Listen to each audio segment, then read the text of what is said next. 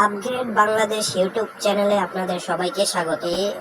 এখানে আপনারা দেখতে পাচ্ছেন যে ম্যারেজ মিডিয়া পাত্রপাত্রী চাই নামক একটি গ্রুপে রিমা আক্তার নামের এই একজন পোস্ট করেছেন। উনি লিখেছেন, বিয়ের জন্য তার একজন পাত্র দরকার, তিনি হালাল সম্পর্কে বিশ্বাসী, তিনি নাটক চান না, সত্যিকারের পাত্র চান, খুবই সিরিয়াস। যদি কেউ সিরিয়াস হন তাকে ইনবক্সে মেসেজ করুন, সিভি পাঠান তার কাছে।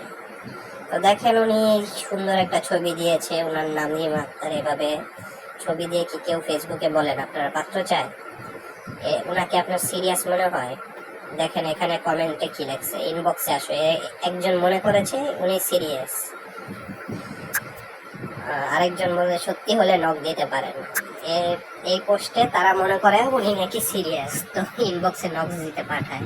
একজন লিখেছেন এই ছবি দেখে অনেকে গিটার বাজাবে, আরেকজন দেখেন লিখেছে আমি আপনাকে বিয়ে করব, আরেকজন লিখেছে চেক ইনবক্স, আরেকজন লিখেছেন বন্ধু হলে ইনবক্সে আসো, আরেকজন বলে আমি আছি।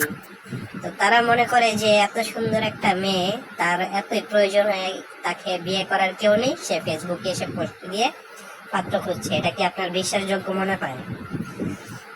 দেখুন, এই সকল ভণ্ডদের প্রতারণা বোঝার জন্য আপনারা কিন্তু ছোট্ট একটা তার নামের পাশে ক্লিক করলেই দেখতে পাবেন। এই যে নামের পাশে ক্লিক করেন, দেখেন তার প্রোফাইল 4800 পয়েন্ট, রিমা আক্তার এই গ্রুপের। তিনি দেখেন এই গ্রুপে আরো কি কি পোস্ট দিয়েছে। দেখেন এই পোস্ট তো তার আছে। এই পোস্টের পাশাপাশি দেখেন এখানে কি লেখছে, ইটালিয়ান লম্বা চিকনা শিক্ষিত পোলা চাই, জাস্ট ফর ফান।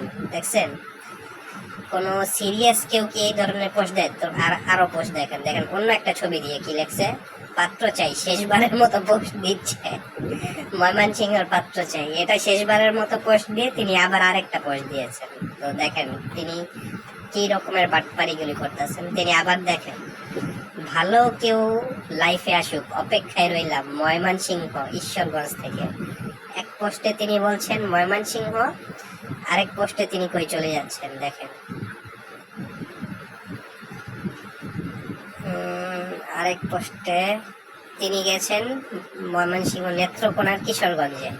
ওনার আরো পোস্ট দেখেন, দেখেন অন্য মেয়েদের ছবি দিয়ে এবার পোস্ট করেছেন, পাত্রী আমি নিজেই, উনি নিজেই নাকি পাত্রী।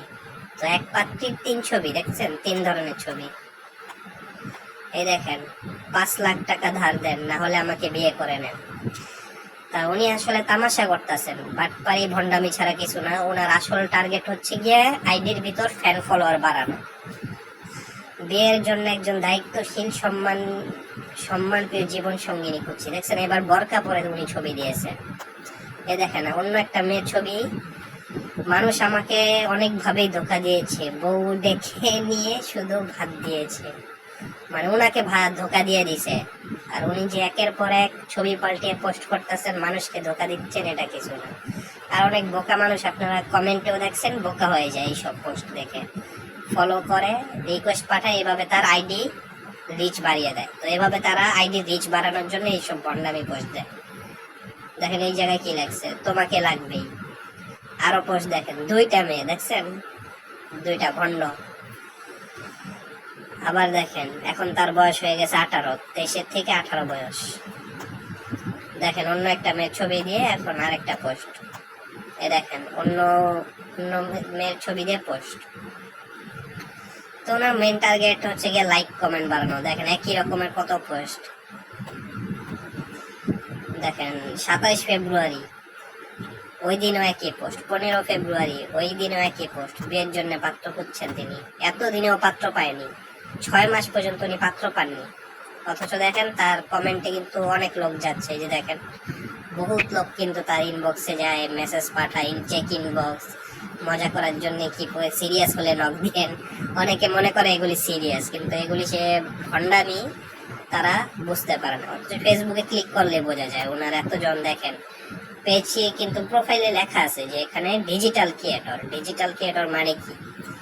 ঈশ্বরগঞ্জের পিচ্ছিমে ডিজিটাল ক্রিয়েটর। উনি আসছেন এখানে কন্টেন্ট ক্রিয়েট করতে, লাইক ফলোয়ার বাড়ানোর জন্য। উনি এই জায়গায় বিয়ের জন্য আসেননি। তো অনেকে মনে করে আসলে মনে বিয়ের জন্য আসছেন, এত সুন্দর মেয়ে এই জায়গায় পাত্র পায় না। আর এভাবে দেখেন তার like like request fan follower বাড়িয়ে দেয়। দেখেন 9,000, এই ভণ্ডামি করে সে 9,000 ফলোয়ার কামিয়ে নিয়েছে। আর মনে করেন অরিজিনাল ক্রিয়েটর যারা, তাদের কোনো ফলোয়ার নাই। বাংলাদেশের পুরুষগুলি এতই বোকা। তো এগুলোর থেকে দূরে থাকুন, ক্লিক করলে বুঝে যাবেন। এদেরকে লাইক ফলো দিয়েন না, পেজে রিচ বাড়িয়েন না, এগুলি ভণ্ডামির জন্য ফেসবুকে আসে। অরিজিনাল পাত্র লাগলে এরকম সুন্দরী মেয়ের জন্য এমনি পাত্র অভাব করবে না, ঠিক আছে? ফেসবুকে এসে পাত্র চাওয়ার প্রয়োজন পড়ে না।